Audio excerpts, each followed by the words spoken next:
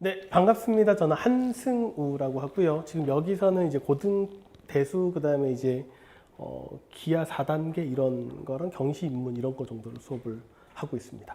오늘 말씀드릴 거는요, 이제 고등수학에 대한 얘기들을 할 텐데, 일단 먼저 고등수학을 왜 공부해야 되느냐, 물론 어머님들 잘 알고 계시겠지만, 여기부터 좀 얘기를 좀 시작해 보려고 해요. 왜냐면은, 우리 아이가 이제 사실 어려운 과정을 공부를 해야 되는 거거든요.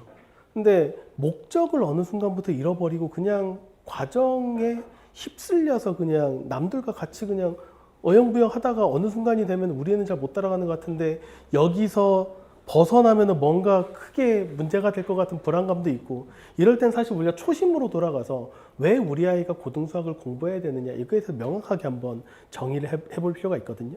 일단 다들 아는 얘기부터 좀 해보도록 하겠습니다. 고등수학을 공부해야 되는 이유는요, 뭐니 해도 결국 입시랑 관련이 될 수밖에 없습니다.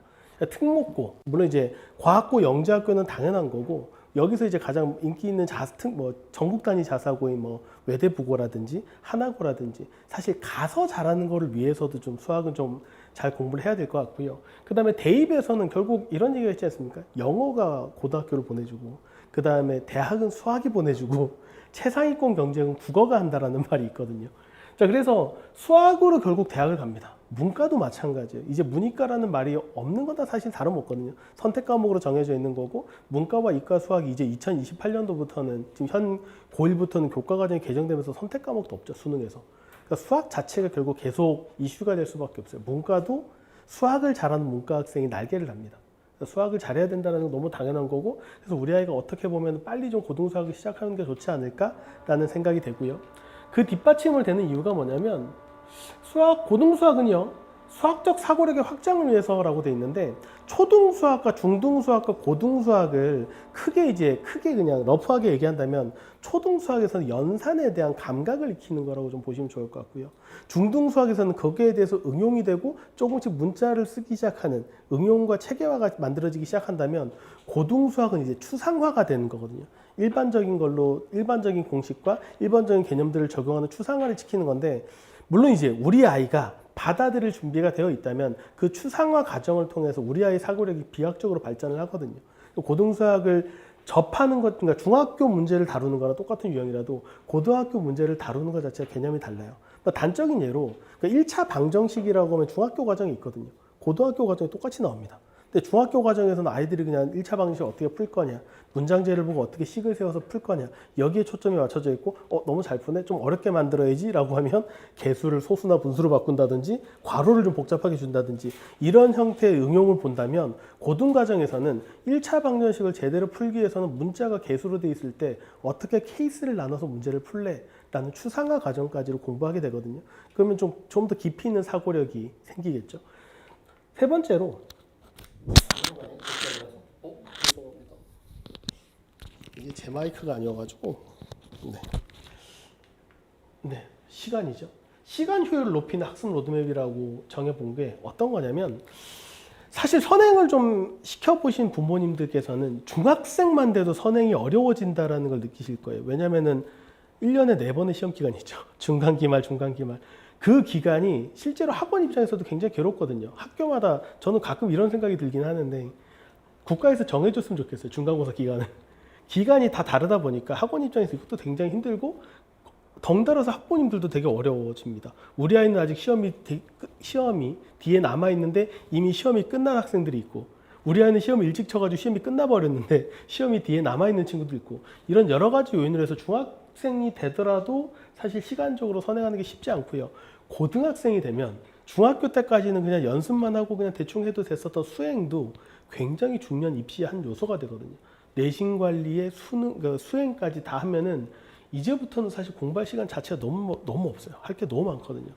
그럼 거기 가서 이제부터 한다라는 건 거의 불가능한 거죠. 그래서 가급적이면은 좀 미리 땡겨서 수학을 좀 공부를 해야 된다라는 거를 좀 공감하는 바가 있을 겁니다. 그 다음에 마지막으로 잘하는 친구들 같은 경우는 지적 호기심의 충족이죠. 좀 우리 아이가 좀 공부를 좀 잘하는 것 같아 라는 걸 느끼기 시작할 때가 보통 언제냐면은 한 유치원 정도 들어갈 때쯤부터 우리 아이가 호기심이 엄청 많다는 걸 알게 됩니다. 내가 대답하기 조금 대답하기 좀 힘든데 버겁다라는 게 느껴지기 시작할 때부터 우리 아이는 뭔가 좀 다른 거 아닌가? 저도 이제 딸이 있는데 저희 아들 같은 경우는 뭐에 좀 꽂혀 있었냐면은 지구본에 꽂혀 있었어요. 그래서 맨날 물어보는 게 어느 나라 수도가 어딘지 알아? 저희 애는 문과입니다. 거기에 그리고 국기를 기가 막히게 잘 외우더라고요. 그런 쪽에 약간 꽂혀 있거든요. 그러니까 우리 아이가 좀 뭔가 특별하지 않을까라는 걸 처음 느끼는 게 이제 그때부터 시작이 되고, 그럼 잘하는 아이일수록 계속 호기심이 생겨요. 그러면은 사실 내가 다른 아이들 때문에 불안해서 선행을 하는 게 아니라 하다 보니까 이게 벌써 끝났네? 그럼 다음 과정으로 연결해주다 보니까 정신 차려보니까 고등수학을 눈앞에 두고 있는 그런 경우들도 굉장히 많습니다. 그런 친구들이 고등수학을 들어가면 지적 호기심이 충족이 되거든요. 와, 이게 이렇게 풀린다고? 그리고 좀 상위권 아이들 고등수학 수업을 하면 자신이 알고 있는 걸 어떻게든 어필하려고 노력을 해요. 문제를 잠깐 풀어라 라고 하면 조금 있다가 다 풀었습니다. 다 풀었는데요. 채점이야! 뭐 이런 애들 막 생기거든요.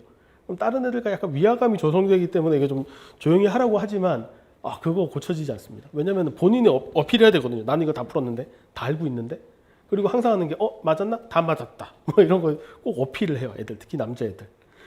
자, 그래서 지적 호기심의 충족을 위해서도 고등수학을 공부를 할 텐데, 이 고등수학이 사실 초등학생, 중학생, 고등학생이 바라보는 게 좀 다릅니다.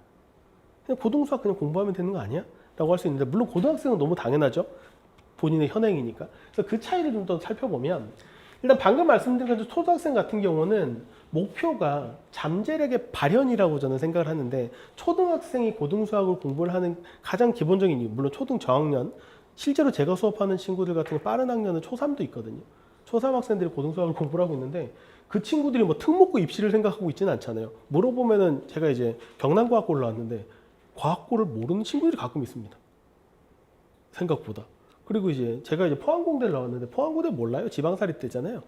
하여튼 뭐 그런 느낌이거든요. 서울대 아니면 잘 모릅니다. 부모님이 서울대를 나오셨거나 뭐 연고대를 나오셨으면 좀 아는데 뭐 그런 거에 별로 없어요. 그냥 재미있고 이런 쪽에 좀 흥미가 발현돼 있는 그런 친구들인데, 그리고 이제 이 친구들은요, 약간 개념을 공부할 때도 약간 구체화 시켜주고 시각화 시켜줄 필요가 있습니다. 아직은 아무리 잘한다라고 하더라도 추상화적인 개념은 좀 안 돼 있어요. 어떤 게 있냐면 개념을 하나 알려주면은 이 친구 약간 통으로 외워서 그걸 가지고 문제 푸는 데 꽂혀 있는 경우들이 되게 많거든요.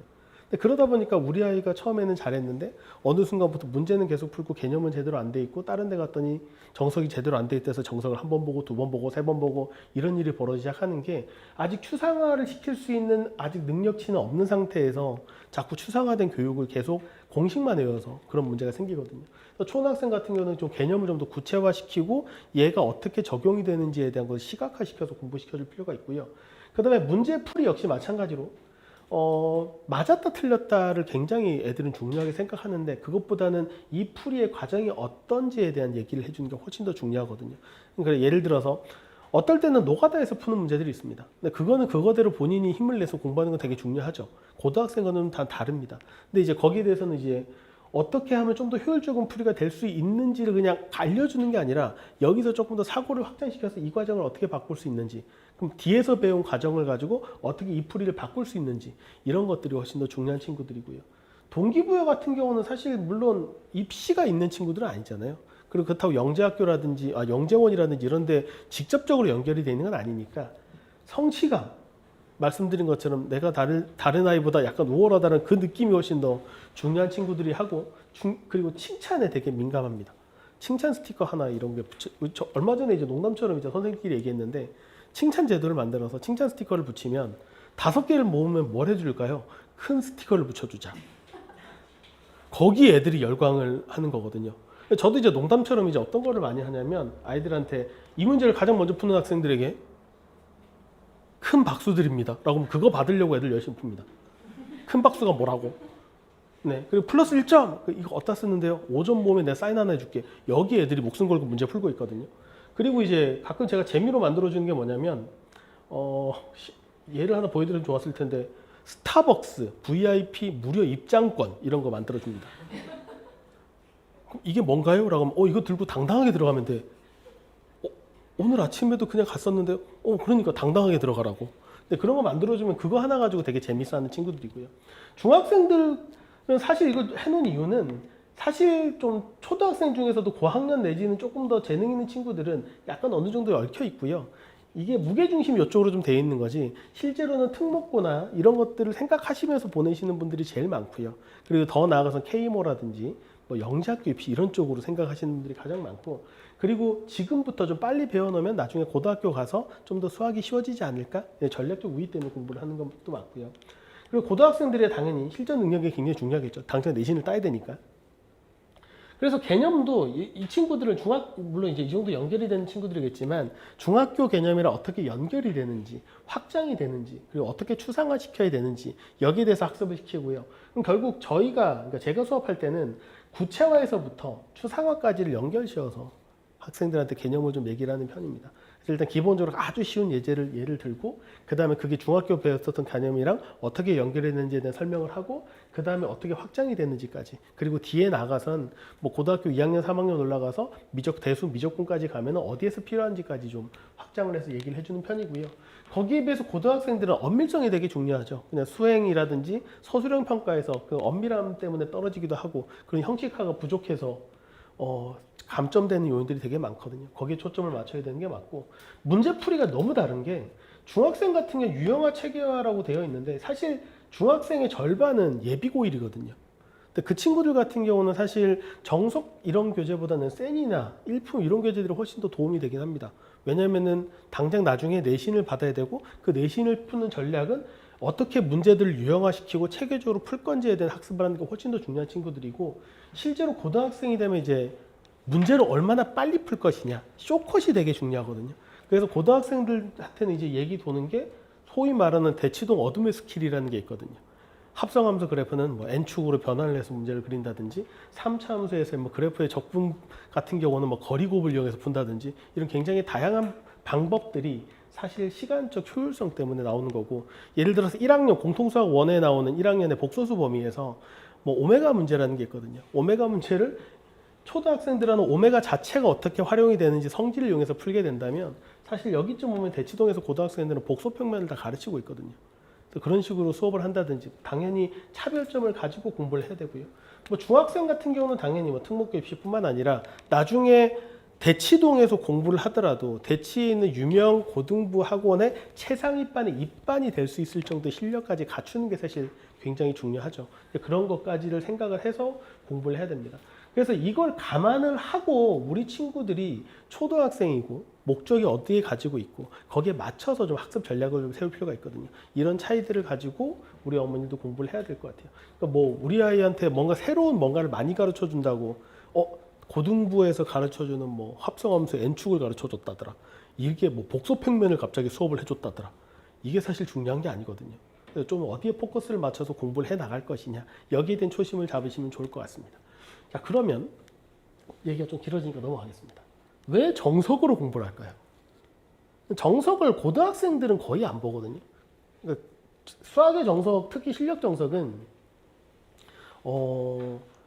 과고 영재학교 애들밖에 안 봅니다. 실제로 과고 영재고 친구들이나 1학년 때 거의 보는 편이지, 사실 2, 3학년 때부터는 이제 학교 자체 자료로 거의 공부를 하게 되고, 그런 말이 있습니다. 수학의 정석이 정말 많이 팔리는 책인데 초등학생들이 고등학생보다 더 많이 사는 책이다 라는 말이 있습니다. 그래서 실제로 고등학생들은 수학의 정석을 많이 보진 않는 편이거든요. 그럼에도 불구하고 우리가 수학의 정석을 공부하는 이유는 일단 여러 가지가 있을 텐데, 일단 기본 정석과 실력 정석이 있죠. 일단 첫 번째로 정석을 공부해야 되는 이유는 수학의 왜를 파고드는 본질적 접근, 뭔가 그럴싸해 보이는데, 보통 고등부 과정에 있는 교재들, 요즘 되게 유명하게 보는 책들은 뭐 마플 시너지라든지 마플 교과서를 저는 굉장히 좋아하긴 하는데 고등학생들한테 수업할 때 쓰는 교재긴 하거든요. 근데 그 교재와 정석의 차이점이 있다면 왜와 어떻게의 차이라고 보시면 좋을 것 같아요. 그러니까 정석 같은 경우는 수학의 본질적인 물어봅니다. 이 공식은 왜 나왔고, 얘 왜 이렇게 되고, 왜 이렇게 증명이 되고, 그래서 왜 이렇게 적용이 되는지, 거기에 좀 초점이, 학문적인 목적에 초점이 좀 맞춰지는 책이라면, 대부분의 고등책들은 당장의 내신을 봐야 되고, 그리고 훨씬 더 레인지가 넓은, 왜냐면 초등학생, 중학생이 고등 선행을 한다, 좀 깊이 있게 한다라고 하면은 그래도 수학을 어느 정도 잘하고 잘 받아들이는 친구들이잖아요. 그런 친구들이 아니라 고등학생이 수학을 하면은 모든 학생이 다 수학을 해야 되니까 모든 학생들이 받아들일 수 있는 교재를 만들어야 되거든요. 어느 정도 개념서라고 한다면 거기서는 어떻게 문제를 풀어야 되느냐에 초점이 많이 맞춰져 있어요. 문제풀이 자체에 좀 초점이 많이 맞춰져 있다 보니 물론 도저히 개념이 좀 정석으로 힘든 친구들인데 고등선행을 해야 되는 상황이면 조금 더 어려운 책들을 또 어려운 책이 아니라 쉬운 책들을 좀 봐야 되는 건 당연하겠지만 그렇지만 초등학생이 이미 고등수학을 하겠다는 것 자체는 어느 정도 레벨과 목적성을 가지고 보는 거기 때문에 우리가 수학의 정석은 그냥 아무렇게나 선택한 교재가 아니라는 거죠. 그냥 어떻게 문제를 푸느냐에 초점이 맞춰지는 게 아니라 이 개념이 왜 이렇게 나왔는지 이게 어떻게 왜 이런 식으로 갈 수밖에 없는지 거기에 초점을 맞춘 책이다. 두 번째로 논리적인 구조라는 거는 정석을 공부해 본 사람들은 다들 알고 있는 구조가 있습니다. 사실 저도 이제 교재를 쓴 적이 있고 교재에 대한 저작권이라는 게 있지 않습니까? 그 저작권에서 수학에서는 문제의 토시가 뭐 똑같거나 문제가 똑같거나라고 해서 저작권을 거는 게 아니라 교재에서 교재의 구성이나 컨셉이 어떻냐의 저작권이 있거든요, 보통. 얼마 전에 이제 굉장히 유명한 출판사에서 이 컨셉은 우리 건데 다른 쪽에서 베꼈다 해서 소송이 걸리기도 하고 컨셉 자체가 중요한데 대부분의 이제 특히 정석의 논리 구조라고 하면 우리가 다 알고 있는 게 기본 정석이 있고 어드바이스가 있고 예제가 있고 유제가 있고 연습 문제가 있죠. 그래서 기본 정석으로 기본 개념을 정리를 하고 그다음에 그 개념이 어떻게 적용되는지 예를 들어서 설명을 하고 그걸 바로바로 연습할 수 있게 유제가 돼 있고 이 복합적인 개념들을 유기적으로 풀 수 있는 연습 문제로 구성되어 있는 이 체계적인 논리 구조가 있거든요. 사실 이 문법이 수학적으로 어느 정도 효과가 있지 않았다면 정석은 벌써 사라졌을 책이죠. 이게 사실 정석 나온 지가 굉장히 오래된 교재고 수없이 많은 그 수학을 잘하는 친구들이 이 체계적인 논리 구조 학습 방법으로 가지고 수학을 공부해서 학습 효과를 봤었기 때문에 이 구조를 우리도 그대로 따라간다라고 생각하시면 좋을 것 같고요. 그 다음에 마지막으로 정석은 굉장히 불편한 책입니다. 정석을 수업했을 때 혼자서 독학을 한다라는 것은 사실 거의 불가능해 같긴 하거든요. 근데 중간중간에 여백이 있어요. 그러니까 이빨 빠져 있는 부분이 있는데 그거를 누군가가 메꿔줘야 됩니다. 아니 본인 스스로 하기 위해서는 정석을 진짜 정독을 하면서 여러 번을 봐야 되는데 사실 학원의 역할은 쇼컷을 만들어주는 거잖아요. 그런 것들 시간 허비를 없애주는 건데 그런 불편함들이 있는데 그 불편함이 그 불편함들이 사고의 공백들을 메꾸면서 수학적인 어떤 능력치를 배양을 하는 거죠. 그 다음에 두 번째로 수학적 끈기라는 건 어떤 거냐면 연습 문제에 아마 접근을 하면 저희가 이제 물론 계단을 만들고 이렇긴 하지만 연습 문제도 그렇고 일부 유제 같은 경우도 문제를 푸는데 생각보다 오래 걸립니다. 그래서 어머님들이 걱정을 하실 때가 있어요. 그냥 우리 아이가 A급 할 때만 해도 문제 하나 푸는데 그렇게 오래 걸리지 않았는데 갑자기 고등수학 문제를 푸는데 한 문제 5분 이상 걸려요. 당연한 거거든요, 사실. 근데 그거를 가지고 걱정을 하시기 시작하는데 수학적 끈기라는 거는 그 문제 하나를 두고 좀 깊이 있게 사고할 때 생기는 거거든요. 그러면서 아이들이 폭발적으로 성장을 하긴 합니다. 단적인 예를 좀 들어보면 저도 이제 고등학교 때 수학을 좀 잘하는 편이었겠죠? 아마도. 근데 이제 그때 이제 고등학교 2학년 겨울쯤이었던 걸로 기억이 나는데 2학년 겨울방학 들어가기 전쯤이었어요. 이제 저희 수학 선생님이 문제를 하나 주셨는데 이제 학생들 전체한테 문제를 주셨는데 문제가 만만치 않았습니다. 지금 생각해 보니까 러시아 쪽에 있는 어떤 나라의 경시대회 문제였어요. 러시아 경시대회 문제. 그 당시에는 이제 국내에서 구하기 힘든 문제였고 수학 선생님 워낙 좀 유명하신 분이어가지고 그래서 그 문제를 던져줬는데 이거 풀어야겠다는 생각이 딱 꽂힌 거죠. 저도 그 문제를 3일 밤낮으로 푼 것 같아요. 3일 동안 책상에 앉아서 풀었다는 게 아니라 문제를 한 1시간 이상 잡기 시작하면은 그 문제가 머릿속에 박히거든요. 그러면 걸어갈 때도 생각이 나고 밥을 먹을 때도 갑자기 짬짬이 생각이 나고 심지어는 꿈에서도 나올 때가 있습니다. 그렇게 3일이 걸려서 풀었죠. 그때 뭐 희열도 있고 당연히 저 자신도 이제 굉장히 수학적으로 성장을 했다라고 느낀 그런 경험이었거든요. 그리고 경시대회 수학을 많이 풀다 보면 어떤 걸 경험하냐면 실제로 KMO라든지 IMO도 마찬가지지만 생각보다 문제수에 대해서 시간을 되게 많이 주거든요. 그러면 이렇게 생각할 수 있어요. 아니 풀면 푸는 거고 못 풀면 못 푸는 거지. 한 4문제를 2시간 반 동안 주는 게 의미가 있나? 라고 생각을 하실 수가 있거든요. 그런데 계속 그 문제를 가지고 고민하고 사고하고 집중하다 보면 어느 순간 실마리가 풀리고 문제가 풀리는 경험들을 하게 돼요. 이건 한 문제를 가지고 오래 잡아본 친구들만 경험해 볼 수 있는 거거든요. 그런 것들을 제공해 주는 게 정석이에요, 실제로. 그런 경험들이 나는 어떤 게 생기냐면 이 문제 지금 당장 내 한눈에 봤을 때는 안 풀리지만 내가 한 2시간 고민하면 풀 수 있지 않을까라는 자신감이 생기기 시작합니다. 상위권 친구들한테 이게 굉장히 중요한 거긴 하거든요. 물론 그렇다고 모든 문제를 이거 인수분해 문제를 2시간씩 잡고 있고 이러면 조금 문제가 되긴 하죠. 근데 그런 건 아니지만 그런 어느 정도 난이도 있는 문제들을 끈기 있게 잡을 수 있는 그런 기회를 제공해 주는 책이라고 생각을 할 수 있습니다. 지금은 좀 되게 오래된 책이긴 한데 옛날에 이제 아웃라이어라는 책이 있었거든요. 어머니들 잘 아실 거예요. 아마 말콤 그래드웰이라고 1만 시간의 법칙 뭐 이런 내용들이 소개되어 있는 책이 있는데 거기에 보면 이제 아시아권 학생들이 수학을 잘하는 이유라는 게 있습니다. 실제로 우리 아시아권 친구들이 수학을 잘하기도 하고 IMO에서도 굉장히 높은 성적들을 받고 있는데 그 이유 중에 하나가 아시아권은 쌀농사를 짓기 때문이다. 라고 나와 있습니다. 혹시 기억하시는 분이 있을지 모르겠는데 그렇다고 이제 쌀밥에는 밀과는 다른 이제 수학을 잘하는 뭔가의 에너지와 성분이 있어서 이런 게 아니라 밀은 밭에서 하는 작물이거든요. 그러니까 밭농사는 뿌려놓고 잡초만 제거하면 끝이거든요. 근데 쌀농사는 논에다가 하는 거고 물을 다루고 논을 만들고 모판에 모내기를 하고 굉장히 많은 계획들을 해야 되고 그리고 수시로 봐야 되고 거기에도 아시아 특유의 그 틈틈이 다른 것들을 계획해서 뭐 갑자기 바구니를 만들고 있다든지 막 그런 부업까지 하면서 하는 농사라는 거죠. 그 문화권에서 자란 친구들이 뭘 가지고 있냐면 인내와 끈기를 가지고 있더라라는 거예요. 그래서 실내로 어떤 실험을 했었냐면 어린아이들한테 수학 문제를 풀게 만드는 거죠. 근데 이 문제는 언뜻 보면 되게 쉽게 풀릴 수 있는 문제인데 실제로는 안 풀리는 문제입니다. 그 문제를 던져놓고 서양권 아이들과 아시아권 아이들, 그러니까 아시아권 아이들은 그냥 머리만 검은 외국인 이런 게 아니라 그냥 아시아 문화에서 자란 친구들, 그 친구들하고 비교를 해봤더니 서양권 문화에서 자란 친구들은 보통 평균 2분 정도에서 포기를 하더라는 거예요. 이거 안 풀리는 문제다. 근데 아시아권 친구들은 보통 포기하는 시간의 평균을 봤더니 한 8분 정도 걸리더라는 거예요. 그 정도는 끈기 있게 잡아보고 일단 시켰으니까 일단 보통 그런 거 아닐까요? 내가 지금 나가면 엄마한테 등짝을 맞지 않을까? 뭐 이러면서 이제 하다가 이거 도저히 안 풀리는 문제인데 하고 8분까지 잡고 그런 친구들이 결국 끈기 있게 수학을 하는 거거든요. 그래야지 폭발적으로 증가를 하게 되고 그런 것들을 제공해 주는 게 수학의 정석이다라는 거예요. 자, 그래서 수학의 정석을 공부하는 단적인 이유는 결국 뭐가 되냐면 우리 아이들이 스스로의 힘으로 실력 정성 연습 문제를 풀게 하는 것까지가 우리의 목표다라는 거예요. 결국 이 모든 것들을 저희가 선택하는 이유는 학생 스스로의 힘으로 푼다는 거죠. 선생님이 풀어주는 거 다시 한번 받아주는 거 별로 의미가 없고요. 과제를 줬더니 가끔 그런 친구들이 있습니다. 질문을 분명히 많이 해야 될 질문, 저도 이제 질문할 걸 감안하고 과제를 줄 때가 있거든요. 이거는 당연히 질문이 나와야 돼. 근데 내가 그냥 앞에서 문제를 풀어주면 아무 의미가 없으니까 집에서 고민을 하고 오렴 하다 안 돼서 별을 쳐오기를 기대하고 내주는 숙제가 있어요. 근데 놀랍게도 질문이 없는 거죠.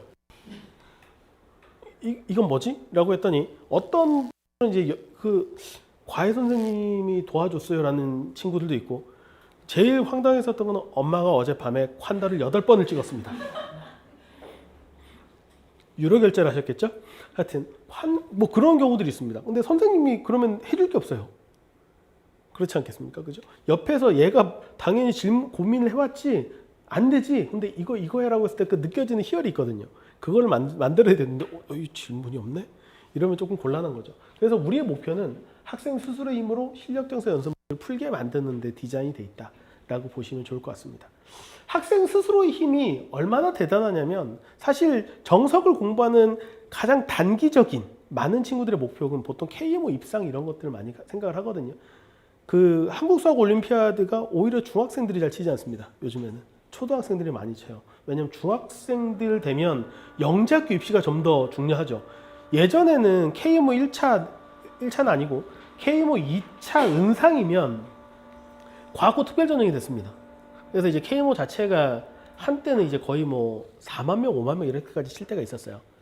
그래서 아무나 치다 보니 4시간 동안 고문당하다 나오는 친구들도 있고 뭐 그래서 시험을 쳤는데 빵점입니다. 이런 친구도 있습니다. 4시간 동안 고문당하지는 않습니다. 2시간 지나면 내보내줘요. 그래도 굉장히 해맑은 표정으로 선생님 하나도 못 풀었는데요 이러면서 나오는 친구들 되게 많았거든요. 근데 지금은 그렇지는 않고 오히려 중학생보다는 초등학생들이 좀 더 많이 치는 경향이 있고 중학생은 고캠 준비하는 경우들도 굉장히 많거든요. 초등학교 때부터 밟아 올라가다가 그러면은 KMO 준비를 한다 뭐 영작교 준비를 한다 이런 거를 생각을 해봤을 때 실제로 K모 대수에서 쓰이는 모든 스킬들이 대부분의 스킬들이 정석에 있는 단원들입니다. 그리고 현재 K모 1차는 중등 범위 수준으로 굉장히 많이 내려왔어요. K모는 1차가 있고 2차가 있기 때문에 1차 시험은 좀 문제가 많이 하향 조절됐고 결국 그 친구들이 2차 시험을 쳤을 때 거기서 이제 제대로 된 경시를 하면서 알곡을 골라내는 거거든요. 사실 올해 K모 1차만 해도 엥? 이런 느낌으로 굉장히 쉬워졌어요. 오히려 올해의 고등 KMO가 예전에 중등 KMO 같은 느낌일 정도로 많이 떨어져 있는 편이거든요. 2차는 아닙니다. 1차가 그렇다는 거고. 그래서 이런 대수적인 성질들, 대수적인 테크닉들은 대부분 정석만 공부해도 어느 정도 길러질 수 있는, 그러니까 정석만 제대로 따박따박 공부해도 KMO 1차가 어느 정도 노려볼 수 있는 그런 수준이다라고 생각하시면 좋을 것 같아요. 실예를 좀 드려보면 이거 올해 문제인데 중등 KMO 문제입니다. 이 풀이는 저희 개념상상연구소의 비치자 진리이신 박승동 소장님께서 한때 또 이제 메가스터디 1타셨던 박승동 소장님께서 달아주신 풀이고, 박승동 소장님의 지론은 중등 KMO잖아 중학생 범위로 풀어야지 막 이런 느낌은 있는데, 그래도 이제 최대값을 구해라. 언뜻 보니까 최대값을 구하니까 뭐 제일 큰 거 구하는 보다 라고 생각이 돼 있고, 최대값을 구할 때 2차식의 최대값의 가장 기본은 그냥 완전 제곱식은 어떤 실수는 제곱하면 0 이상이다. 이게 가장 기본이거든요. 그 개념을 가지고 풀었다라는 풀입니다. 자, 그러면 이런 개념들은 갑자기 생뚱맞게 풀 수 있는 건 아니잖아요. 비슷한 문제는 정석에서 찾아봤더니 비슷하지 않습니까? 실수 xy가 어떤 등식을 만족할 때 다음 식의 최대값과 최소값을 구하여라. 풀이도 비슷합니다. 둘을 비교해보면. 그래서 최대값과 최소값을 구하려는 이거는 실력 정석 공통수학 1에 있는 그냥 연습 문제거든요. 그대로 가져온 거거든요. 사실 이 정도 문제가 트레이닝, 이게 더 어려운 문제예요, 사실. 이거에 트레이닝이 되고 나면 밑에 있는 K모 문제 같은 경우는 쉽게 접근이 되겠죠, 당연히. 단적인 예를 하나 더 들어보면 이거는 이제 중등 과정에서는 볼 수 없는 문제긴 해요. 중등 과정에 볼 수 없는 문제긴 하고, 다음 조건을 만족할 때 최대값을 구해라. 언뜻 보면 되게 쉬워 보이지만 쉽지 않거든요. 그래서 이 문제를 풀기 위해서는 산술평균, 기하평균을 제대로 이해를 하고 있어야 되고, 그러니까 소위 말하는 절대부등식이라는 산술평균, 기하평균과 뭐 코시-슈바르츠 부등식 같은 것들을 공부를 해야 되는데, 이 내용들을 활용을 해서 굉장히 긴 풀이를 해가지고 답을 내는데, 실제로 보시면은 산술평균, 기하평균에 뭐 3차도 나오고 이런 형태거든요. 역시 정석에는 다 있습니다. 정석에는 산술평균, 기하평균 문자 3개짜리, 문자 4개짜리 이런 것들도 주어져 있고, 코시-슈바르츠 부등식의 일반적인 방법까지 다 증명이 돼서 하게 만들고 있거든요. 이게 중요하다는 게 뭐라, 정석을 보면 어떤 느낌이 있냐면 현재 교과 과정이 계속 빠지고 있잖아요. 우리 아이들의 어떤 교육적 어려움을 해소하기 위해서 교과 과정을 뺀다. 어머님들 공부할 때랑 지금이랑 교과 과정을 보면은요, 교과 과정이 많이 빠져 있습니다. 지금 현재 고등 과정을 봐도. 그런데 나 그러면 내가 훨씬 더 많이 공부를 했구만 하고 우리 아이 공부를 봐주려면 문제가 어려울 거예요. 왜냐면 지금은 좁고 깊게 나가고 있거든요. 예전에는 얕고 와이드하게 배우는 거는 많지만 엄청 깊게 어려운 문제는 없어요. 근데 지금은 변별력은 필요하니까 양은 줄어든 대신에 깊이가 엄청 있는 상태, 그렇게 보시면 좋을 것 같아요. 근데 정석의 좋은 점은 뭐냐면 빠진 교과 과정을 그대로 넣어놓고 있어요. 너무 이거는 좀 오반데? 라는 거는 따로 빼서 책을 하나 새로 만들어놨습니다. 정석에서. 아예 그냥 벡터, 기하 뭐 이런 거 다 모아놓은 책이 하나 있거든요. 그런 것 빼놓고 그 외에는 이 정도는 여전히 고등 과정에 있어도 되지 않아? 라는 것들은 여전히 공통수학 1이 있어요. 예를 들어서 정수를 다루는 거라든지 이런 것들은 고등수학이 없거든요. 실수 문제라든지 그런 것들은 여전히 공통수학에서 다루면서 공부를 하고 있다 라고 보시면 좋을 것 같습니다. 그러면은 누구나 고등수학을 공부를 하면 좋겠죠. 근데 고등수학은 어렵습니다. 어려운 얘기를 한번 좀 해보도록 할게요. 이거는 뭐 다른 선생님이 만들어 주신 건데, 중3에서도 2차 방정식이 나오고 고1에도 2차 방정식이 나옵니다. 그죠? 근데 2차 방정식을 풀기 위해서는 그래도 고등과정까지 어느 정도 살짝 선행을 해요. 예를 들어서 3-1A급을 공부를 하다 보면 고등과정 문제를 땡겨온 게 워낙에 많고, 블랙라벨도 마찬가지고, 소위 말하는 중학교 심화 문제집에서 그 중3 과정은 특히 예전에 고등과정을 땡겨온 것들이 굉장히 많거든요. 뭐 모든 심화 문제들이 그렇습니다. 예를 들어서 뭐 대표적인 교재 중에 뭐 최상위 수학 이런 교재가 있잖아요. 최상위 수학 같은 경우 제가 저자랑 굉장히 친한데, 최상위 수학은 어떤 책이냐면 예전에 외고가 그러니까 외국어 고등학교가 이과반을 운영하던 때가 있었어요. 아마 주변에 동기들이나 이를 보시면 외고 출신인데 갑자기 서울대 공대를 갔다던가, 외고 출신인데 뭐 이과 뭐 연대 공대를 갔다던가, 이 친구들 되게 많거든요. 저도 포항공대 가장 큰 동문회 중에 하나가 대원외고예요. 대원외고 출신이 되게 생각보다 많거든요. 근데 그때는 외고에서는 사립이기 때문에 이과반을 운영을 했고, 그리고 실제로 외고 입시에 수학 시험을 쳤었습니다. 그럼 외고 입시에 수학 시험을 칠 때 갑자기 과거처럼 경시를 칠 수는 없으니, 그럼 우리는 고등 선행을 칠 건데 그렇다고 대놓고 고등 과정을 쓸 수는 없으니까 중학생 수준에서 풀 수 있는 고등 문제를 만들자라고 해서 입시된 게 많고, 그리고 원래 최상위 수학은 외고 입시를 대비하기 위해 만든 교재였거든요. 근데 이제 그러다 보니까 대부분의 고등 과정에서 땡겨온 것들이 많아요. 그래서 내가 어느 정도 중학교 심화 문제들을 좀 풀었다라고 하면 고등 과정에 대한 약간 자신감이 있는 친구들이 있거든요. 그럼 당연히 풀 수 있겠지라고 생각을 합니다. 그럼 얘를 쉽게 풀었겠지. 그러면 당연히 내가 중등 과정, 중등 심화까지 마무리를 하고 이제 고등 과정으로 넘어가야지라고 해서 차근차근 올라갑니다. 그래서 그냥 처음에는 중등 선행을 하고 중등 응용을 하고 중등 심화까지 했어요. 드디어 고등 과정을 딱 가려고 하면 뭔가 이상한 일이 벌어지죠. 왜 장벽이 왜 높나? 민다고 되는 것도 아니고 넘어갈 수가 없는 거죠. 그러면 이제 아이들이 대수다 보니까 대수 문제를 어떤 식으로 접근을 하냐면요.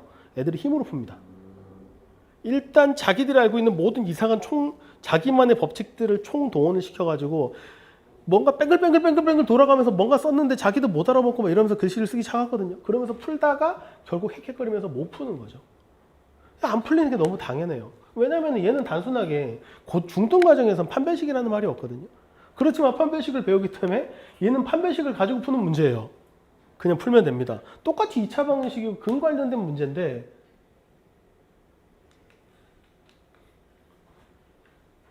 네, 근이 관련된 문제인데 얘는 2차 방정식과 2차 함수의 연계성을 알고 있어야지 쉽게 풀리는 문제거든요. 소위 말하는 근해 분리 문제고, 고등학생 입장에서도 얘는 이제 공통수학 원단어에서의 킬러 유형 중에 하나라고 보시면 돼요. 그러니까 고등수학을 딱 들어갔을 때 보통 고등학생이 중간고사 때, 기말고사 때쯤에 걸리는 킬러 유형들이 있는데, 중간고사 때는 대표적으로 이제 나머지 정리해서 한번 걸리고요.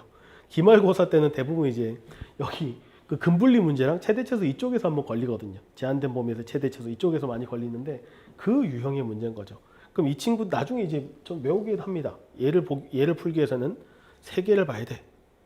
네, 저는 이제 이걸 한판축이라고 외우라고 그러거든요. 한판축 이상가요?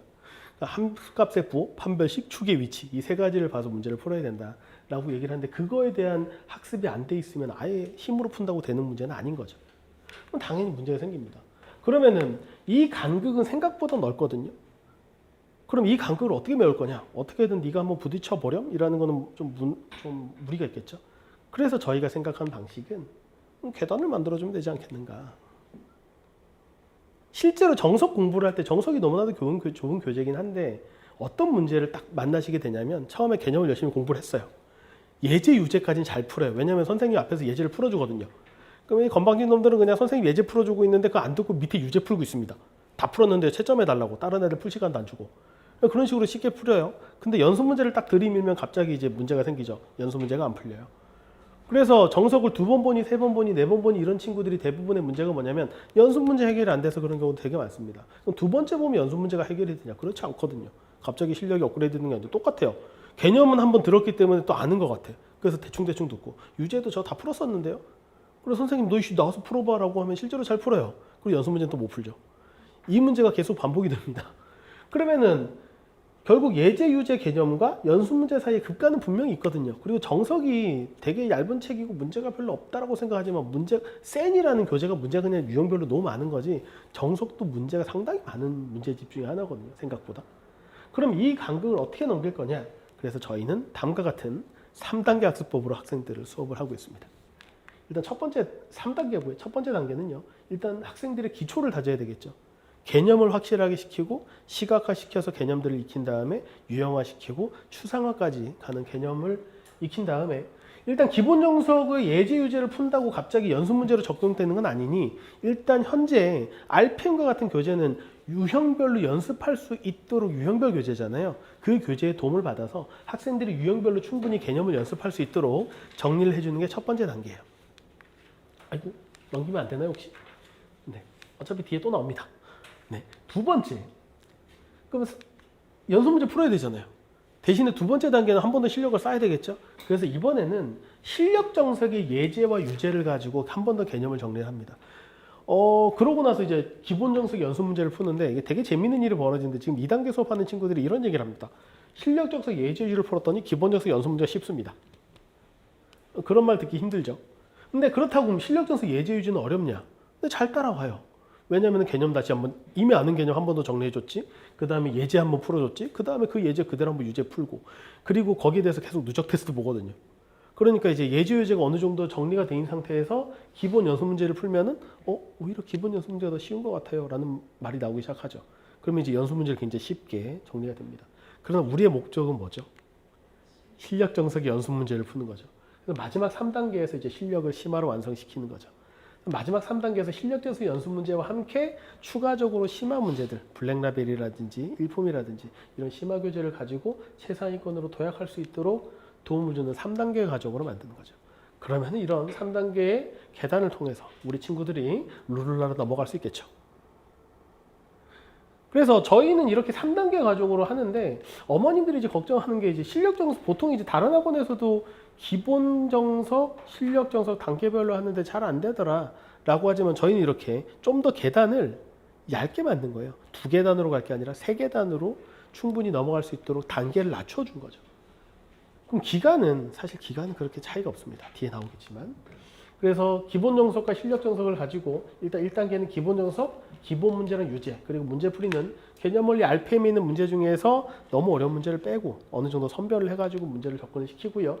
2단계에서는 기본 정석 연습 문제와 실력 정석의 필수 예제랑 유제를 가지고 공부를 하고 3단계에서는 실력 정석 연습 문제를 하고 일품과 블랙라벨 등을 하는데 실력 정석 문제를 풀 때 살짝 문제가 어떤 게 있냐면 약간 공통수학 1, 2가 뭐 예전에 고등수학 상하일 때랑 조금 다른 느낌이긴 하지만 고등수학 상하일 때는 고등수학 상하가 아니거든요. 그냥 고등수학이었거든요. 근데 그걸 그냥 편의상 상하로 나눠 썼던 것 뿐이고 이번에는 이제 공통수학 1, 2로 이제 나눠 있긴 하지만 그러다 보니 교재가요. 단원의 유기성이 좀 존재합니다. 그래서 실력 정석 연습 문제를 풀 때 공통수학 1을 알아야 되고 2를 알아야 되고 그다음에 실력 정석 1의 그 공통수학 1의 실력 문제를 풀다 보면 공통수학 2에서 좀 알면 좀 편한 개념들도 있고 이게 섞여 있다 보니 어떤 식으로 저희가 구성을 하냐면 실제로 1단계에서는 뭐 개념 설명 이거는 개념 설명하고 문제 풀고 문제풀이라는 거는 이제 RPM 교재를 말하고요. 이거를 도전을 시키고 2단계에서는 이제 심화 개념이라는 거는 실력 정석을 좋아하는 이유 중에 하나가 뭐냐면 저는 예전에 보통 과거 대비를 실전으로 들어가거나 그런 친구들은 실력 정석만 봤어요. 저는 사실 예전에 KMO 대비를 할 때는 기본 정석은 약간 시간 낭비라고 생각했거든요. 예전에는 그랬습니다. 그냥 약간 밀어붙이듯이 해서 한 10명 수업을 하면 상위권 한 2명 정도를 보고 수업을 하면 다른 친구들은 자존심 때문에 어떻게든 따라오거나 아니면은 그냥 도태되는 친구들인데 그 친구는 어차피 경신 못할 친구들이라는 굉장히 막 뭐랄까요, 저 벼랑에서 사자를 새끼들이 굴러 떨어뜨린다는 그 전략으로 했었는데 대신에 실력 정석의 장점은 뭐냐면 모든 증명이 다 있습니다. 개념에. 그래서 모든 심화 개념들을 다 정리할 수가 있고 그래서 필수 예제로 그 다음에 기본 문제로 도전시킨다고 하지만 실제로는 과제로 내주면 애들 잘 풀어옵니다. 그 다음에 마지막 3단계에서는 실력 정석 연습 문제를 가지고 도전하고 실력 정석 연습 문제는 약간 이 문제 자체를 푸는 것 자체가 중요한데 쉽지는 않거든요. 그래서 수업 시간에도 정리하고 다시 그 문제를 본인 스스로 풀어보고 하면서 계속 복습 과제로 하고 실력 정석 연습 문제를 가지고 다시 복습 테스트를 누적으로 보고 하면서 이 문제를 거의 적응시켜서 자기 걸로 만들 수 있도록 이렇게 만들어준다 라고 생각을 하시면 좋겠습니다. 이 모든 단계는 아이들이 쉽게 그 과정들을 뛰어넘어서 본인 스스로 풀 수 있도록 실력 문제를 풀 수 있도록 디자인이 되어 있는 거다라고 보시면 좋겠습니다. 그럼 실제로 수업이 어떻게 진행이 되는지를 좀 말씀을 드리고 싶은데 물론 수업이야 당연히 선생님이 개념 설명하고 예제를 풀어주고 유제를 풀게 하고 돌아다니면서 어떻게 푸는지를 보고 이런 식의 반복이 되겠지만 대부분의 학원들이 그렇게 정석 수업을 진행을 할 텐데 저희만의 특별한 3대 핵심 요소를 좀 말씀드리면 일단 첫 번째 나만의 개념 노트입니다. 개념이 굉장히 중요하거든요. 본인이 스스로 개념을 정리하고 개념을 스스로 정리하고 스스로 증명도 해보고 자기가 직접 써야지 내게 되거든요. 그리고 두 번째 누적 테스트입니다. 누적 테스트가 뭐 제시, 3시, 4시 이러면서 이거 고생해봐라 이게 아니라 누적 테스트라는 긴장감 때문에 계속 배운 것들은 복습을 계속 하거든요. 아니면 친구들이 배우는 게 빠른 친구들이 까먹는 것도 빠릅니다. 생각보다. 금방 휘발돼요. 애들이. 기가 막히게 알거든요. 그래서 되게 재미있는 게 뭐냐면 누적 테스트를 보면 지난 단원 거는요. 바로 지난 시간에 건 기가 막히게 잘하는데 예전 단원을 못 풀어요. 당연히 지난 단원이 훨씬 어렵죠. 진도가 진행이 됐으니까. 지난 단원에서는 근해 분리 문제는 기가 막히게 잘 푸는데 저 앞에 있었던 인수분해가 안 되는 친구들이 생각보다 있습니다. 그래서 계속 누적 테스트를 통해서 긴장을 좀 시켜야 돼요. 이거는 사실 뭐 대치동에 누테를 보는 학원들이 굉장히 많잖아요. 다른 학원 선생님들하고도 얘기를 해봤는데 저희는 이제 타겟이 보통 이제 초등이랑 중등 저학년 정도가 되니까 중등 고학년을 타겟으로 제일 높은 반 친구를 가르치는 다른 학원 선생님하고 얘기를 하다가 누테를 보다 보니 나도 좀 고민이 생기는 게 계속 제시가 걸리는 친구들이 있는 거예요. 누테를 보면. 그럼 그러지 말고 그냥 현태를 좀 많이 보면 안 돼? 라고 물어봤더니 그 선생님이 그 얘기를 해주더라고요. 누테를 자기도 그런 고민이 있는데 누테를 3시, 4시까지 보는 친구들이 있다고. 근데 누테를 버틴 친구들이 나중에 고등학교 올라갈 때 이 지역에 나중에 저희가 7월쯤 되면은 고등부 학원들이 최상위권을 뽑잖아요. 거기 입반이 많이 된다고. 그 얘기를 좀 해주긴 하더라고요. 되게 현실적인 이유긴 하죠. 실제로 누테를 통해서 계속 공부하고 복습하고 계속 자기 개념들을 가지고 있는 친구들이 결국 나중에 이제 수학적으로 성장할 수밖에 없더라. 세 번째로는 이제 1대1 클리닉입니다.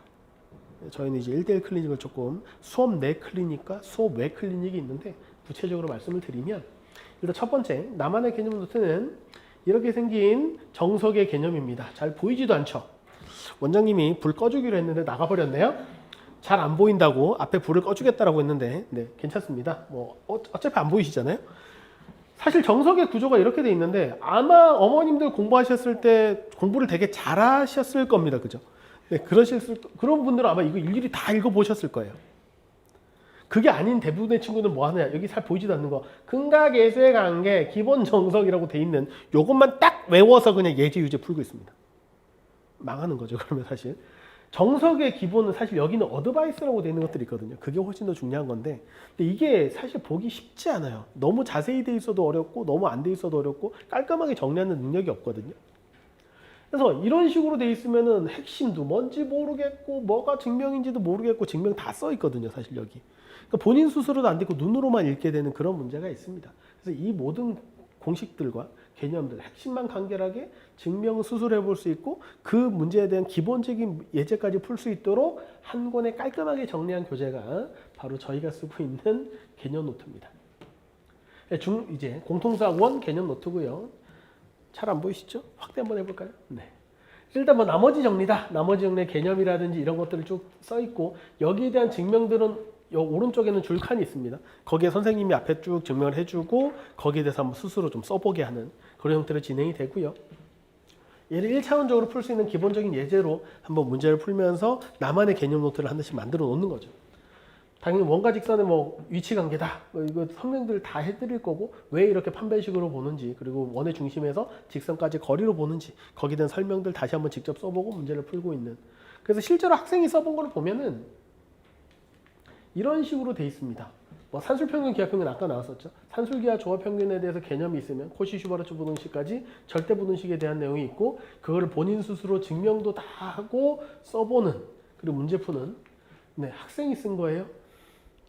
선생님이 쓴 거 아닙니다. 학생이 쓴 건데 눈치채셨겠지만 고학년이겠죠. 그렇죠? 고학년이 쓴 겁니다. 그러니까 고학년이니까 이렇게 잘하겠지라고 생각이 드시지 않습니까? 그래서 준비했습니다.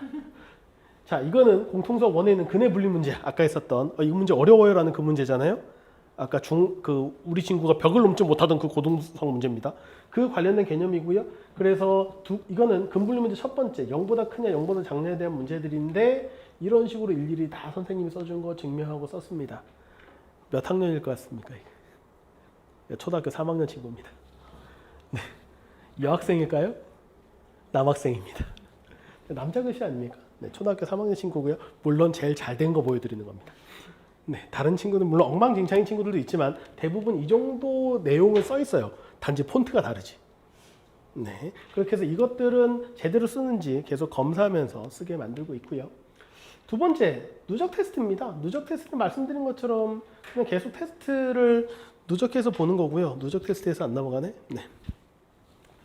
이런 식으로 누적 테스트를 보고 각 문항별로 이렇게 성적표가 나가는 선생님도 있고요. 저 같은 경우는 뭐 뒤에 보여드리겠지만 계속 누적 테스트를 보고 그리고 그 학생들 이렇게 채점을 시키거든요. 이거 누적 테스트 본 겁니다. 전 단원에 대해서.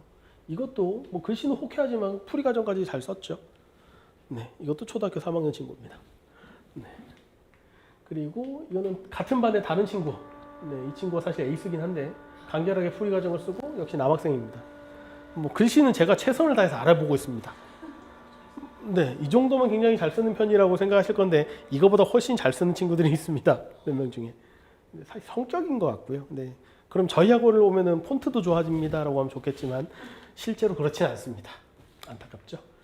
그 다음에 1대1 클리닉 같은 경우는 두 가지가 있어요. 사실 티칭이냐 코칭이냐라는 거는 예전부터 얘기가 많이 나왔지만 예전에는 수학 강사의 로망은 뭐냐면 최상위권 아이들에게 나만의 기깔난 풀이를 쫙 펼쳐주는 그게 원래 수학 선생님의 로망이었는데 요즘은 그런 선생님이 힘들고요.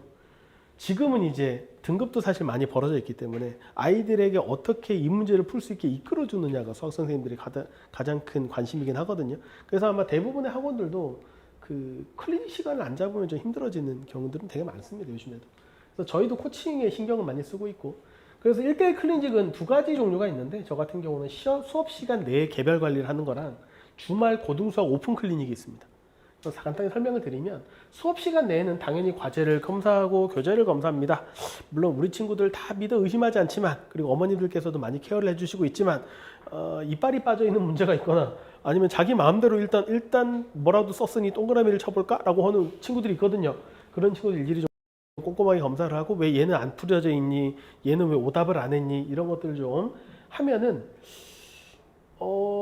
대충 이렇게 보더라도 친구들이 살짝 쫄아 있거든요. 아직은 우리 아이들이 순진하기 때문에 그럼 알아서 좀 합니다. 잘하는 편이고 교재 검사하고 그리고 이제 거기서 이거는 왜 안 풀려 있을까라는 거 물어보면서 거기서 즉석으로 개별 질의응답을 좀 진행을 하는 편이에요. 그러면 이제 다 풀어주는 거 아니고 이 문제는 이렇게 풀고 이렇게 하는 이 식을 써와라고 해서 몇 개를 풀어주면은 이제 이 시간 동안에 다른 친구들은 문제를 풀고 있거든요. 그럼 가서 이제 그 문제를 푸는 이런 형태로 진행이 되고 이것만 가지고는 좀 부족함이 있습니다.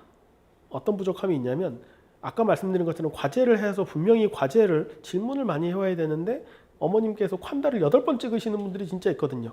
콴다 이렇게 찍으시는 분들이 있어서 나중에 콴다를 찍다 안 돼서 이제 우리 애가 너무 수업을 못 따라가는 것 같아요. 다들 못 따라가고 있는 것도 맞는데 어느 정도. 그래서 그런 분들을 위해서 준비한 것도 있고요. 주말 고등수학 오픈 클리닉은 저와 함께 고등수학을 공부하는 모든 친구들이 모여요. 강제는 아닙니다. 근데 강제는 아니지만 대부분 오는 편이고 그래서 토요일날 12시 반에서 3시 반으로 잡아놓긴 했는데 필요하면 시간을 더 잡을 수 있습니다. 지금은 이 정도 클래스로 충분하기 때문에 잡아놓은 거고 이 시간에는 뭘 하냐면요. 우리 아이가 제발 숙제를 학원에서 했으면 좋겠다라는 부모님들도 계시거든요. 근데 내가 안 보면은 누가 질문을 받아주지? 담임 선생님이 받아주면 되죠. 그래서 저의 관리하에 진짜 과제를 하고 가는 친구들이 있습니다. 중간중간에 막히면 나한테 쪼로록 와가지고 질문하고 가고 이런 식으로 관리도 되고요. 그 다음에 이제 빠진 결석 같은 경우는 수업 영상이 제공이 되는데 수업 영상을 분명히 제공을 하고 결석이 분명히 한 명이 있는데 조회수가 0인 경우가 있습니다. 봤다고 주장을 해요. 이게 뭔가 그러면서 이상한 얘기를 합니다.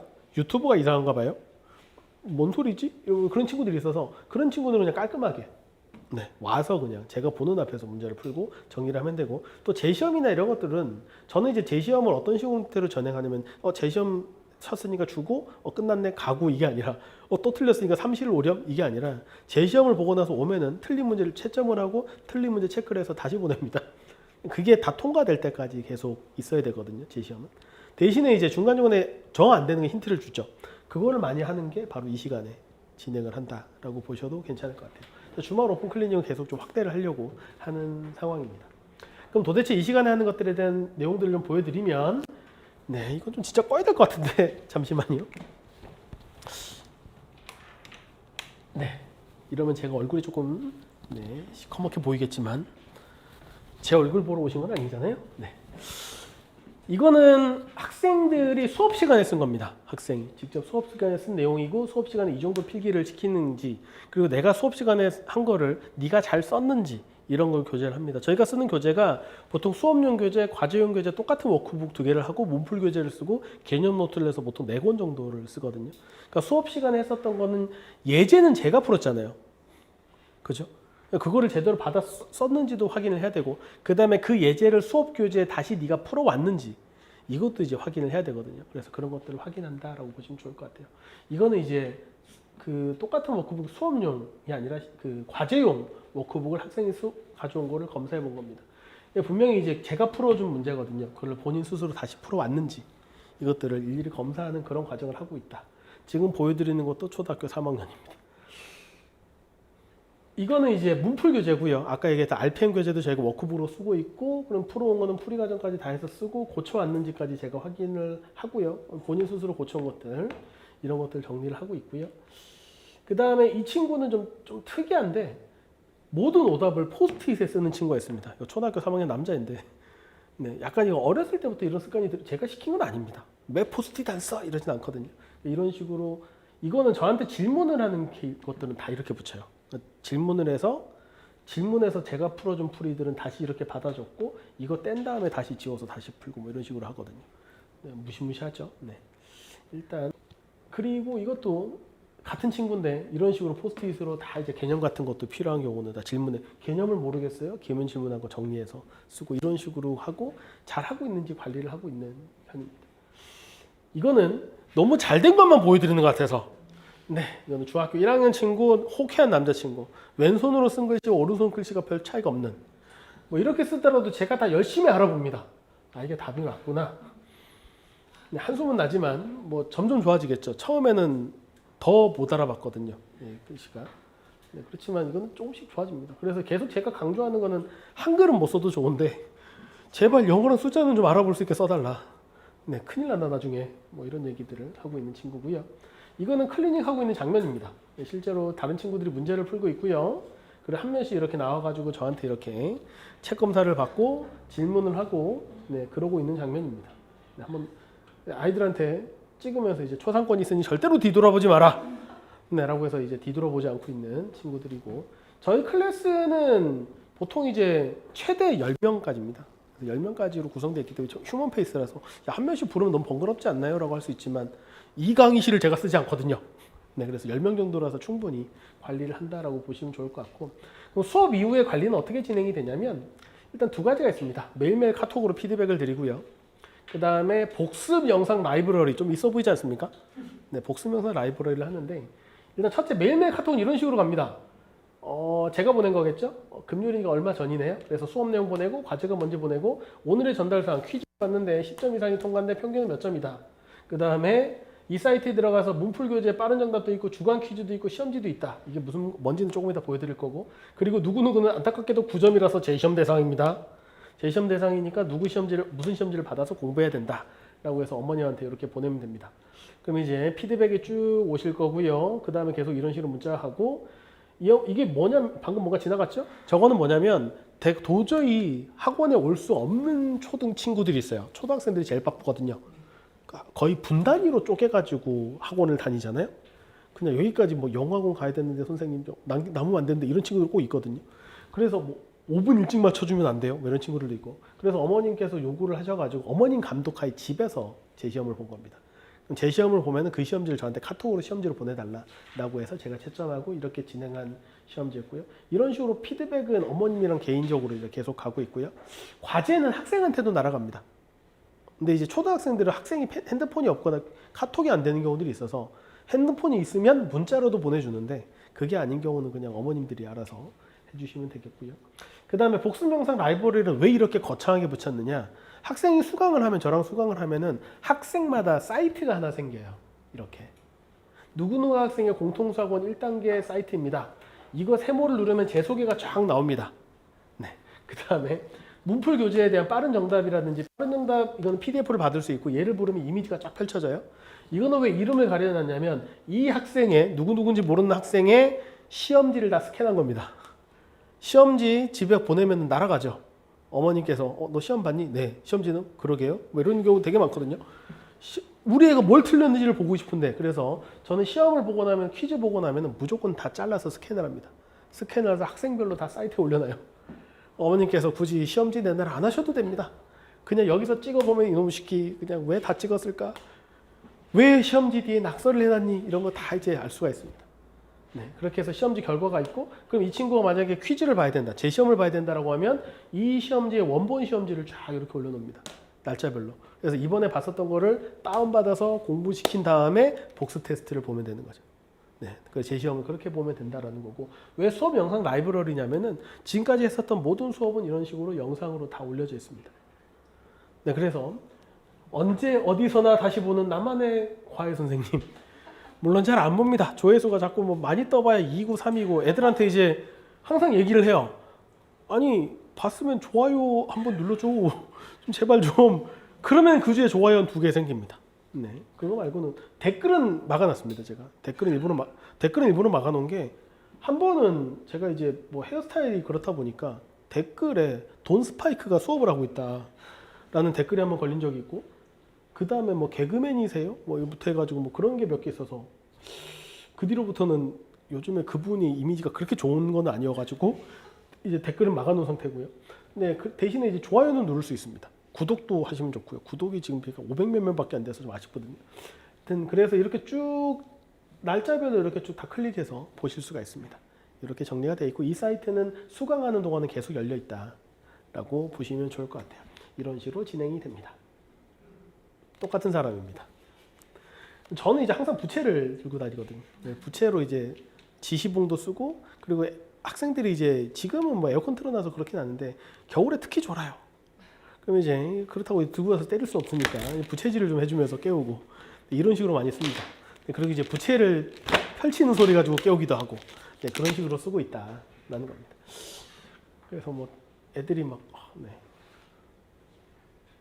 지금까지 너무 많은 얘기를 해서 네, 기억이 안 나실까봐 핵심 요약 한번 준비해봤습니다. 6가지고요. 일단 첫 번째, 저희는 3단계로 구성된 단계별 학습을 하고 있다. 두 번째, 나만의 개념 노트를 작성하는 게 핵심이다. 세 번째, 누적 테스트 봅니다.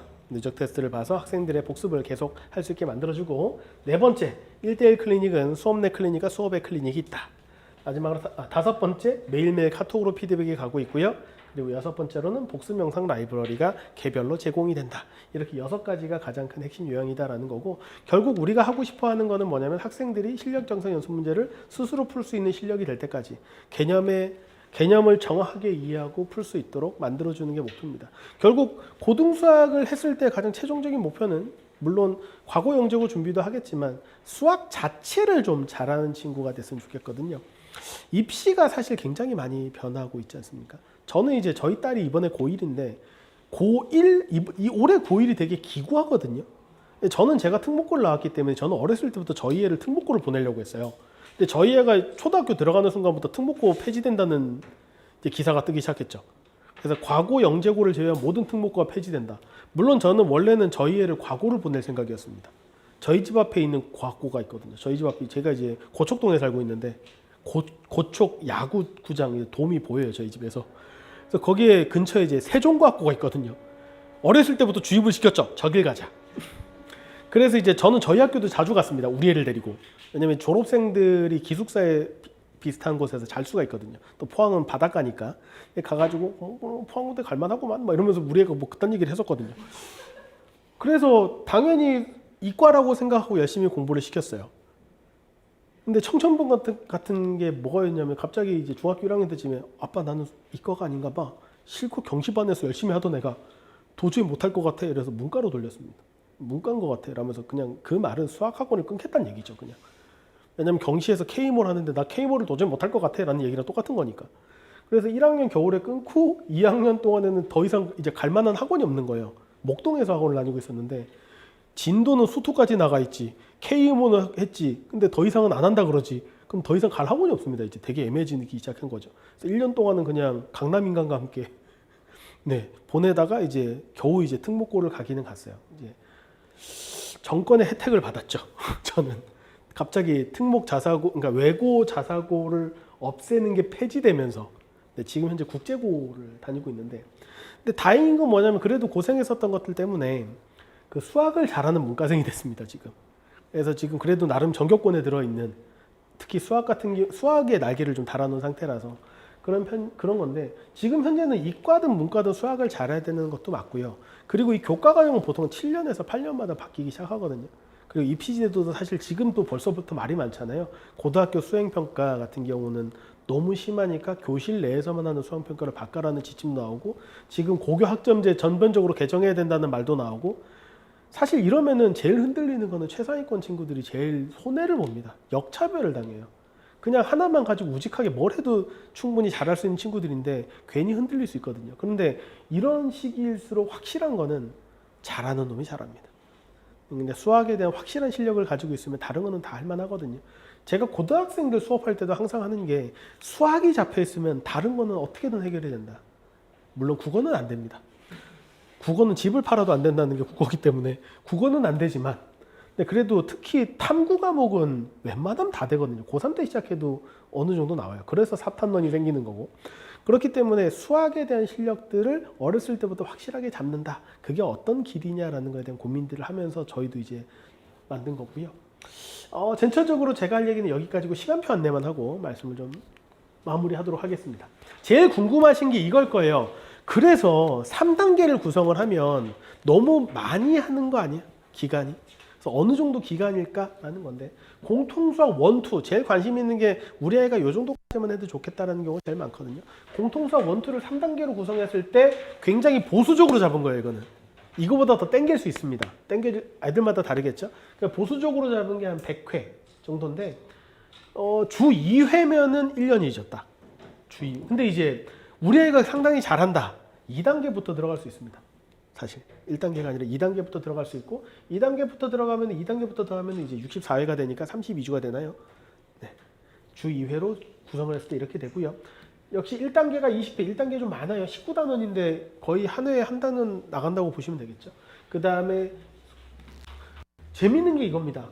공수원 1단계, 공수원 2단계, 공수투 1단계, 공수투 2단계, 3단계는 공수원투를 합쳐서 합니다. 네, 공통수학 전체에 대한 개념들을 아우르는 실력 정서 문제를 푼다라고 보시면 좋을 것 같고요.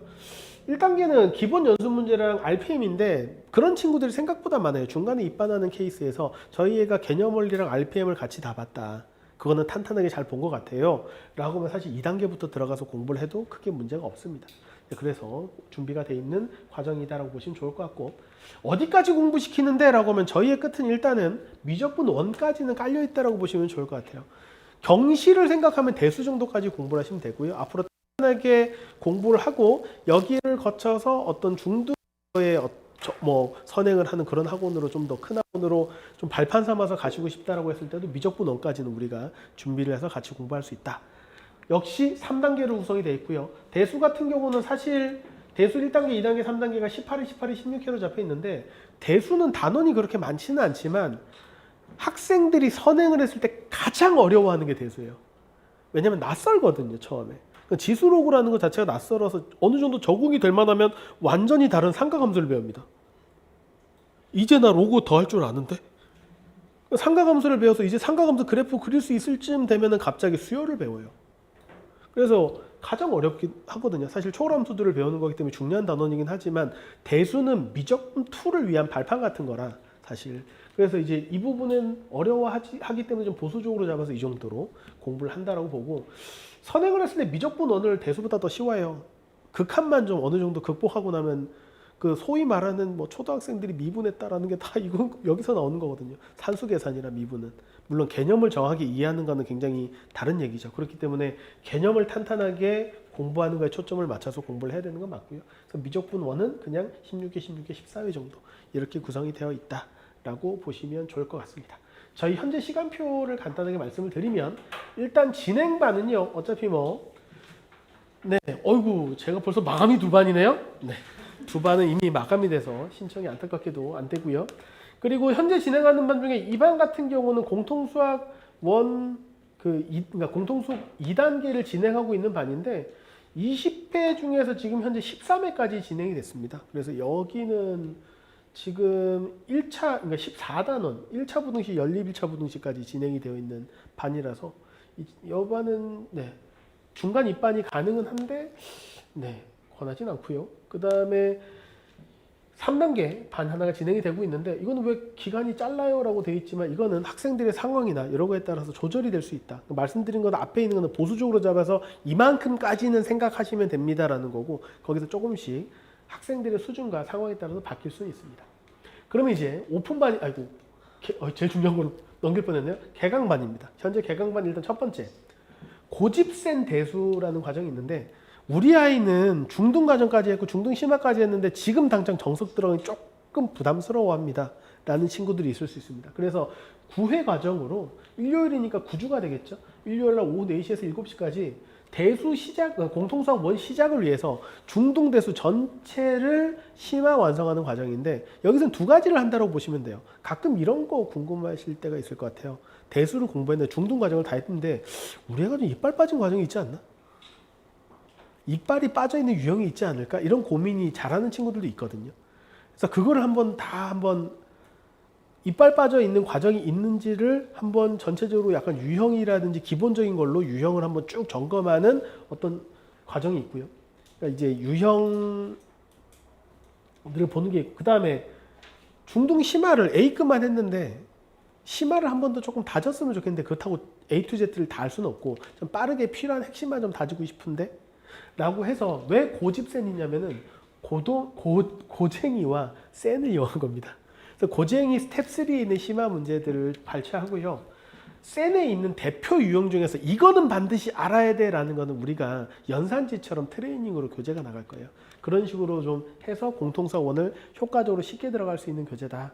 이렇게 보시면 좋을 것 같고요. 그리고 여기서는 개념을 제대로 알고 있는지를 확인하기 위해서 개념 배치 테스트까지 보는. 그래서 어머님들이 개념을 확실하게 알고 공통수학 들어가겠네? 라는 과정이다. 네. 개강일이 이번 주 일요일인가요? 네. 이번 주 일요일 서두르셔야 됩니다. 그 다음에 다음 주 수요일, 다음 주 화요일 있네요. 네. 공수원 1단계 N반인데 이거는 공통수학 원 이제 처음부터 우리 3단계 과정의 첫 단계부터 진짜 처음부터 공통수학 원 1단계 시작하는 반이고요. 화요일과 목요일로 구성되어 있고 4시에서 7시까지 현재 이게 입학 테스트 받고 있는 그런 상태의 반이고요. 그 다음에 공수 2 1단계 N반은 아까 했었던 앞반에 있었던 그 연장선상이고요. 9월 30일부터 공통수학 2 1단계 들어가는 반이 있습니다. 네, 이렇게 해서 이제 현재 개강 이제 기대하는 반이 이거고요. 이거는 주중반이고요. 근데 이제 그런 어머님들이 있을 거예요. 우리 애는 정석을 한번 봤는데 그냥 1단계, 2단계, 3단계까지는 아니고 연습 문제만 한번 좀 더 보면 좋을 것 같은데 이런 어머님도 계시거든요. 아니면은 우리가 정석은 봤는데 더 나가기는 좀 그런데 정석을 또 보기는 좀 그렇고 공통수학 원은 한 번 더 다주고 싶어. 네, 이러실 수도 있거든요. 그럴 줄 알고 네, 준비한 반입니다. 주말 대수 1대 100이라고 돼 있는데 이거는 일요일 대수 100점 맞기. 뭐 이런 이름은 참 잘 지어요, 그죠? 네. 이 위에 있는 두 반은 그냥 저학년들을 위한 반이고요. 그냥 말 그대로 그냥 1-1 개념 필수 유형을 8회에 맞춰서 빨리 끝내고 3-1의 개념과 필수 유형을 8회에 맞춰서 빨리 끝내는 반, 그냥 대수반이고요. 밑에 있는 반들을 좀 주목을 해보시면 일단 일요일 9시에서 12시에 있는 공통수학원 개념 연습 문제는 뭐냐면 방금 말씀드린 것처럼 우리 애가 정석을 공통수학원을 봤는데 예제 유제는 곧잘 풀었는데 연습 문제에서 자꾸 문제가 걸리더라. 그래서 개념을 다시 한번 점검하고 연습 문제 위주로 공부하는 반이라고 보시면 돼요. 단과성의 반이고 역시 마찬가지로 그 반은 공통수학 2도 있습니다. 공통수학 2도 우리가 애가 봤는데 얘가 개념은 좀 알고 있는 것 같고 예제 유제까지는 괜찮은데 연습 문제에서 엉망진창이더라 정답률이.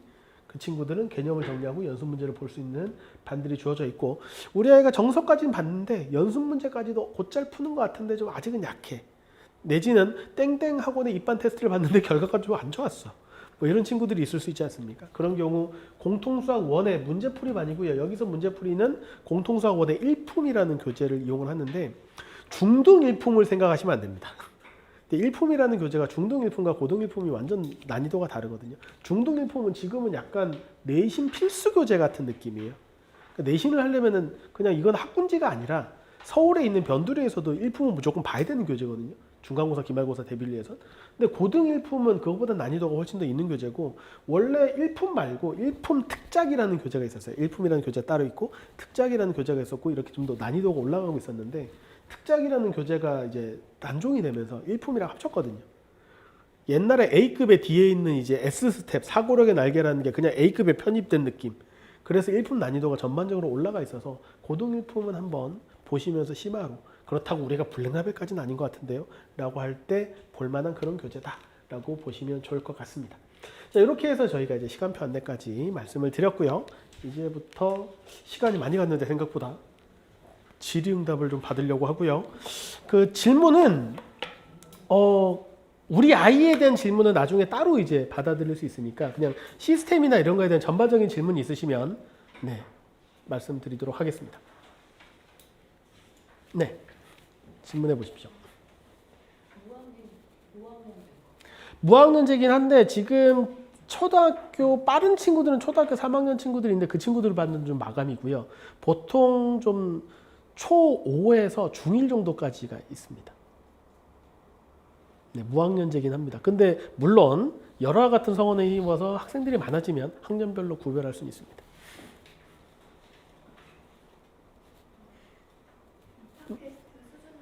입학 테스트 수준은 중3 과정에서의 어떤 심화, A급까지는 아니고요. 중3에서 쌤 BC 왔다 갔다 하는 정도 수준의 3-1, 3-2 문제 정도가 소화가 되면 3-1 정도가 소화가 되면 될 거라고 생각합니다.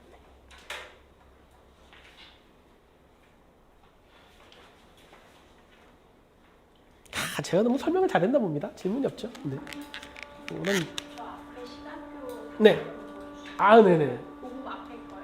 요거요. 여기 마지막 거 아니. 네네. 네. 그거 마지막 수업이 네. 지금 위에 거랑 겹치거든요. 날짜 시간이 4시에서 7시, 4시에서 7시. 네, 오타입니다. 정확한 지적이십니다. 요게 4시에서 7시가 아니라 7시에서 10시입니다. 죄송합니다. 써야지.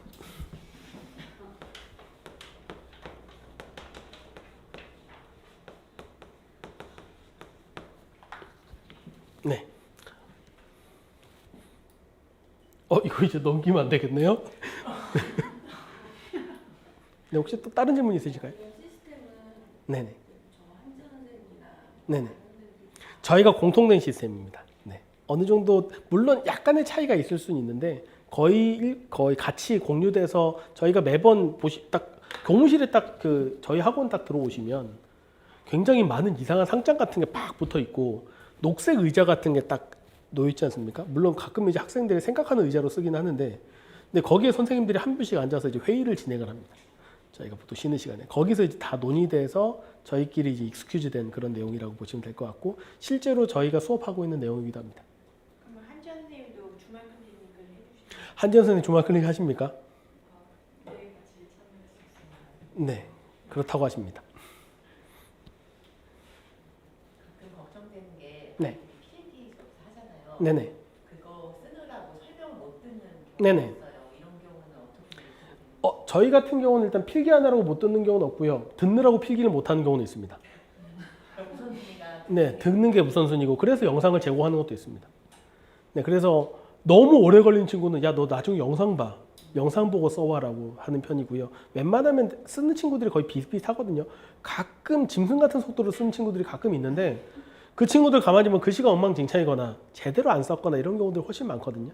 그래서 쓰는 시간은 어느 정도 주는 편이고요. 그리고 되게 재밌는 게 늦게 쓰는 반은 전체적으로 다 늦게 쓰는 편이고 빨리 쓰는 반은 전체적으로는 빨리 쓰는 편입니다. 필기를 못하거나 이런 일은 별로 없습니다.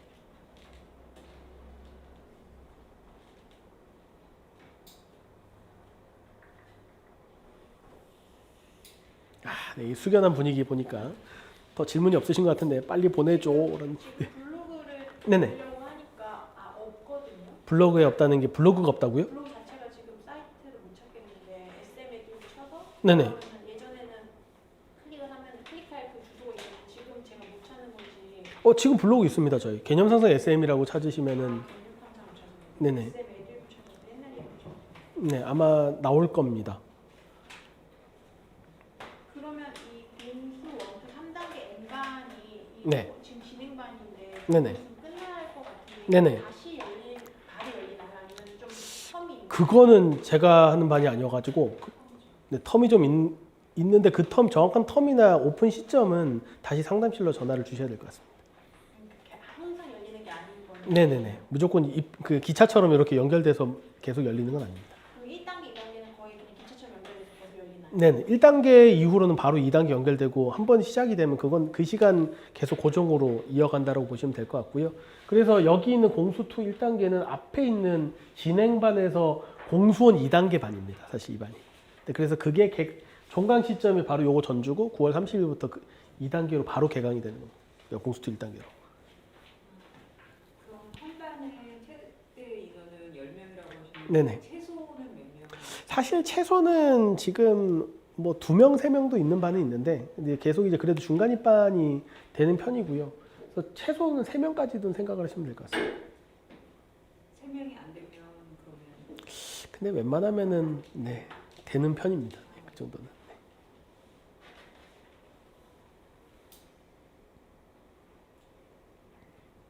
표정들이 이제 그만 보내달라고 라는 표정들로. 네, 그러면은 여기서 마치도록 하고요. 혹시 개별로 이제 학생 관련돼서 질문하실 분들이 있으시면 남아서 질문해 주시면 되겠습니다. 나가실 때 상담 신청서라든지 이런 거 보내주시면 네, 저희가 참고해서 상담 드릴 수 있습니다. 감사합니다.